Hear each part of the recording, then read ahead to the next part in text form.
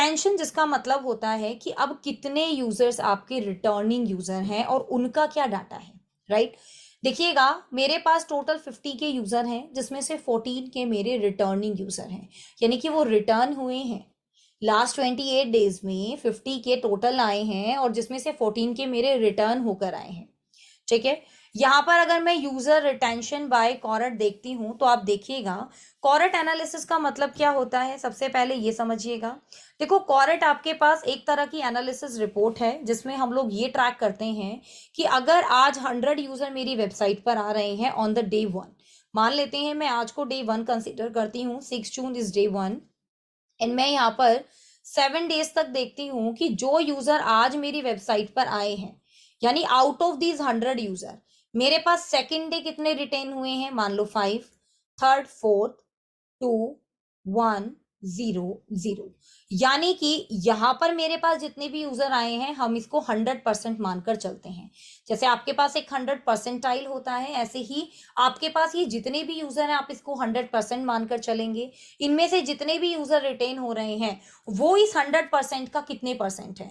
जैसे यहाँ पर 5 यूजर आउट ऑफ 100 रिटेन हुए हैं तो ये मेरा 5% हो गया, राइट। तो सिमिलरली यहाँ पर अगर 100% यूजर आपके डे 1 पर हैं तो आपके डे 2 पर कितने हैं, 3 पर कितने हैं, वो आप यहाँ पर कैलकुलेट कर सकते हैं।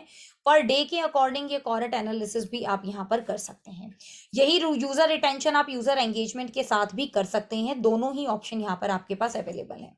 जैसे अगर मैं डे 1 की बात करती हूँ तो आप देखो कि डे 1 आपके पास 4.1% यूजर है और डे 7 आपके पास 0.6% यूजर है, राइट। ये आपके पास एक एनालिसिस है, यहाँ पर आप देख सकते हैं अगेन डे 1 आपके पास इतने यूजर हैं और डे 2 आपके पास इतने यूजर हैं। ये चीज भी आप यहाँ पर अपनी देख सकते हैं, ठीक है। इसको हम बोलते हैं कॉरेट एनालिसिस जो आप यहाँ पर कर रहे हैं। Now let me open my report. This is the retention report here,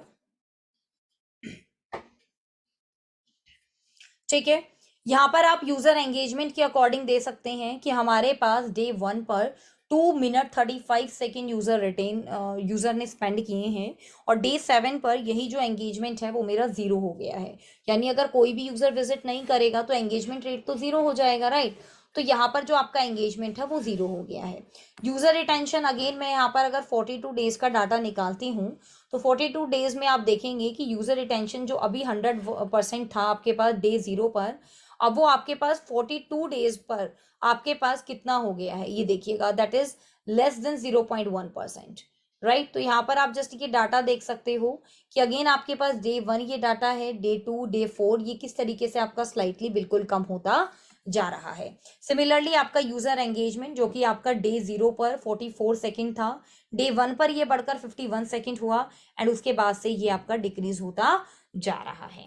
तो इस तरीके से यहाँ पर आप रिटेंशन देख सकते हैं। अगेन यहाँ पर लाइफ टाइम वैल्यू भी आप देख सकते हैं, ये आपकी सेम रहती है, ठीक है। जैसे अगर हमने अभी जब मैंने आपको बताया कि अगर मैं एक यूजर को कंसीडर करती हूँ लास्ट 120 डेज का एक रिजल्ट अगर उसका निकालती हूँ तो यहाँ पर मेरे को एक यूजर से इतने अमाउंट यानी कि दैट इज $1.28 का बेनिफिट हो रहा है।